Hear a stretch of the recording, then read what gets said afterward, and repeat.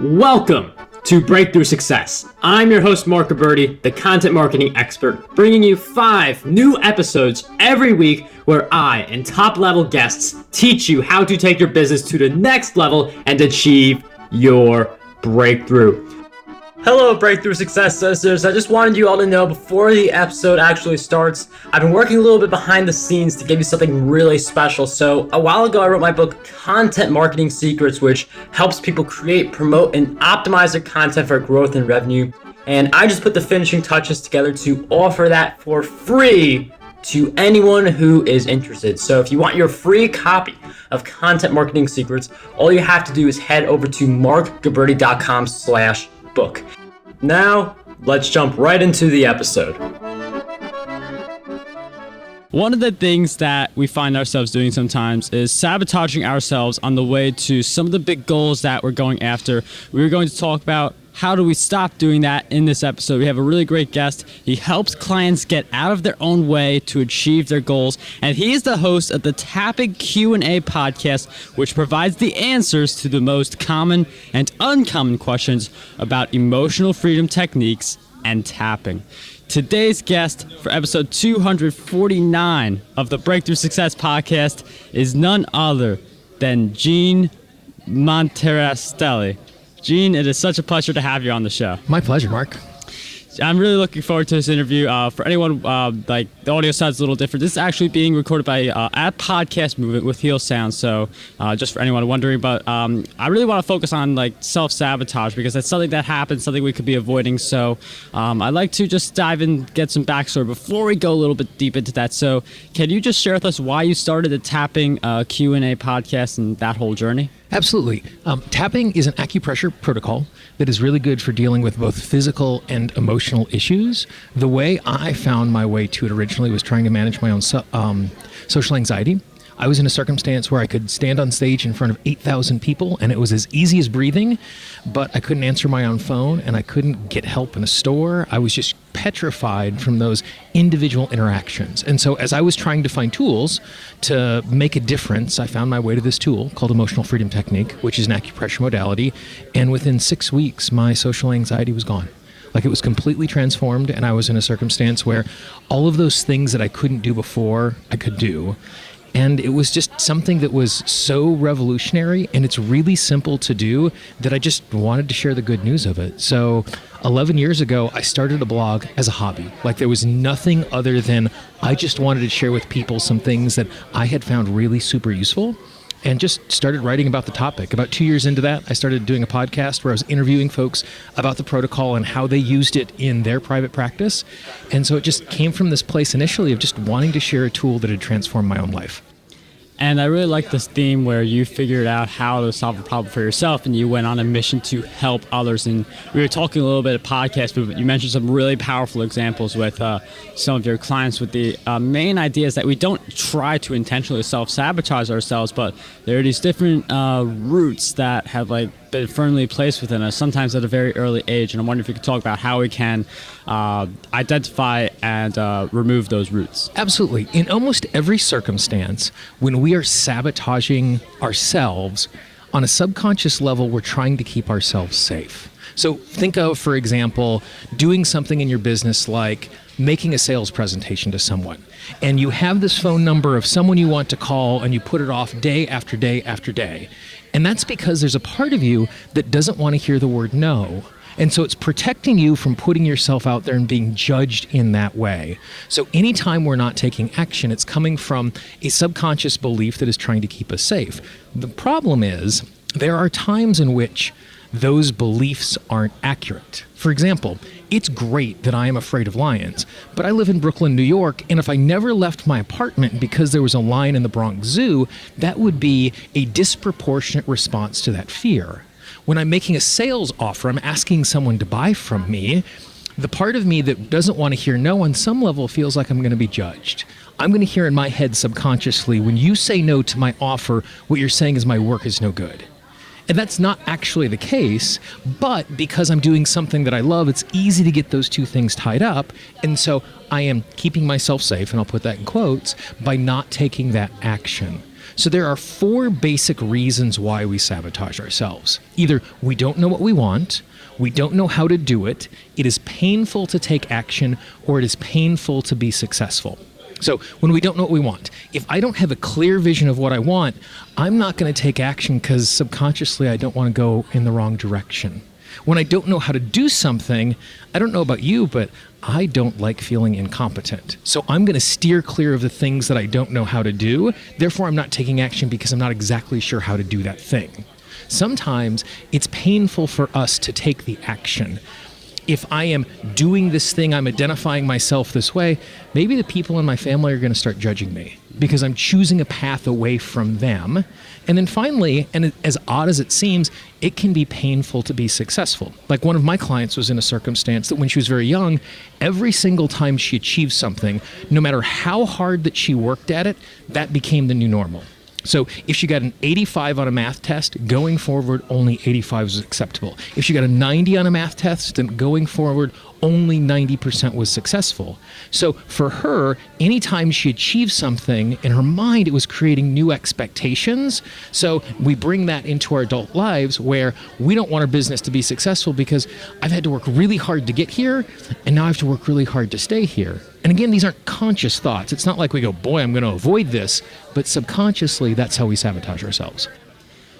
And I really like this theme of like subconscious. Like you have to really look deep into the problem, deep into yourself to figure out what exactly is holding you back, as Gene pointed out. And like once we maybe we look deep, we see the problem, we get past it. How do we stay past our problems? How can we continue to go full steam ahead? Absolutely. So when it comes to these issues that are rooted in our subconscious mind, you can't think your way out of a subconscious belief.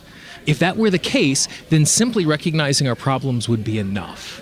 And so what we need to do is we need to use some sort of tool set that will allow us to go in and do transformation in the subconscious mind so this belief doesn't keep coming up over and over and over again. I mean, you know what it's like where you're dealing with someone who's afraid of something that is safe, like getting on an airplane or going up a tall elevator or being at the top of a building. You can't just say, oh, it's safe and that's enough, even though they intellectually know that's the case. So that's why I use a tool set like tapping, is because it actually allows us to go into the subconscious mind and transform these beliefs into healthy, useful beliefs from unhealthy beliefs. So it's a 2-part process, like you identified. First is figuring out what is the underlying cause that's holding us back at each of these steps. And the second is using a tool like tapping, and there's loads others that do it to be able to transform and release that. And I really you need to have the approach for making that transformation, as Gene mentioned, because you could identify a problem, but if you're not able to solve that problem, then you still have the problem. Identifying is really just the first step towards a bigger puzzle. But what do you believe holds most people back from being able to stop self-sabotaging themselves, even if they know what the cause is? Well, I think there's 2 aspects to that. The first is most people don't realize the root cause of them self-sabotaging themselves. They just recognize, oh, I'm just procrastinating. That's the well-described. Oh, I'm just procrastinating. I'm not doing what I'm supposed to.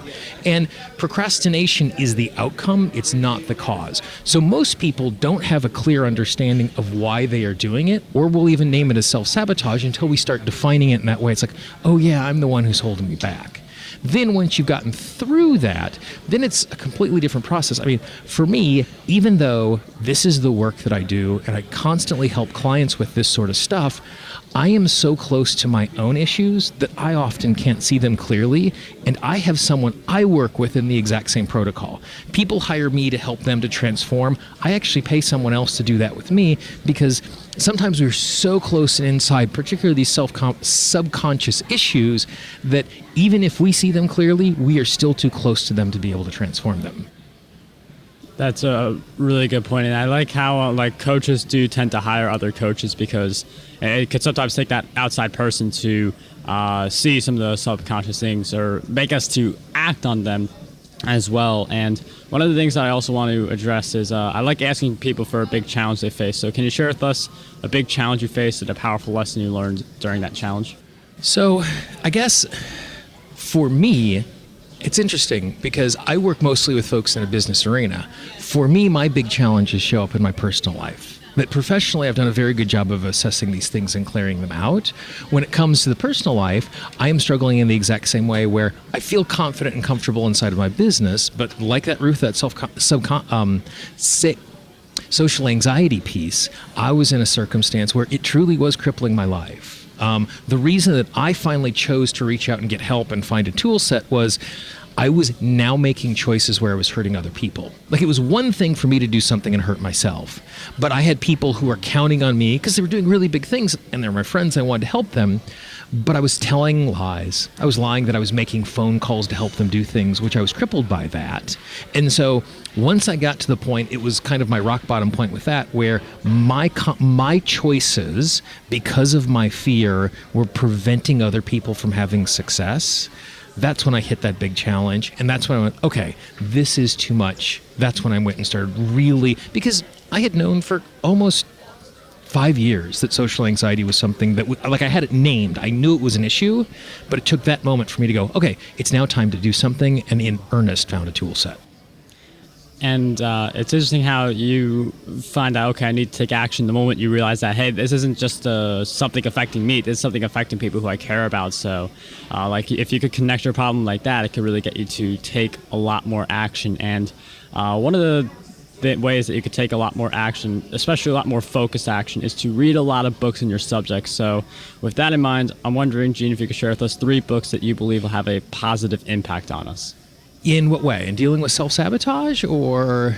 Just like any area in general, like definitely like the self-sabotage, because that will give us like a few good books, but like just like business, productivity, but definitely self-sabotage as well. The interesting thing is, when I was doing my research and stepping out, there isn't a huge amount of stuff that is written on self-sabotage. Anything, and I can't think of any of the titles off of the top of my head, but anything that's been created by the author David Wells. He is based in Australia. David is fabulous. Brad Yates is another author who's created some amazing stuff. He always talks about, when we are sabotaging ourselves, how brilliant and creative we are when it comes to sabotaging ourselves, that our true creativity shows up. So those are the 2 authors that I would particularly lean towards in finding information on that sort of stuff. Thank you, Gene, for those recommendations. We'll throw all of those into the show notes, markberry.com/E249. I'll also throw in podcast domination. You could get that book for pre-order now. It helps you launch, grow, and monetize your podcast. The link to that is markberry.com/PD. And one of the things I want to ask you is, like, we are a podcast movement, like, really great event for anyone who like hasn't been there for the first time. If you've been there, you know what I'm talking about. But like, what are some of the things that you are doing to grow your podcast? So coming to an event like this, it's twofold for me. One is to be in a circumstance where I get an opportunity to learn specifically about the technology and getting better at it. Like audio editing, I've been podcasting for a decade, and editing is still my weakest subject, just because that's not something I have a huge amount of experience with. And so there's an opportunity for me really to do that. As far as growing the podcast, the thing that is really important is the conversation that we're having today. I mean, this came about because you and I ended up sitting next to each other yesterday at another workshop. And so I make sure that every single workshop that I go to here, I get there a few minutes early so I can introduce myself to everybody around me.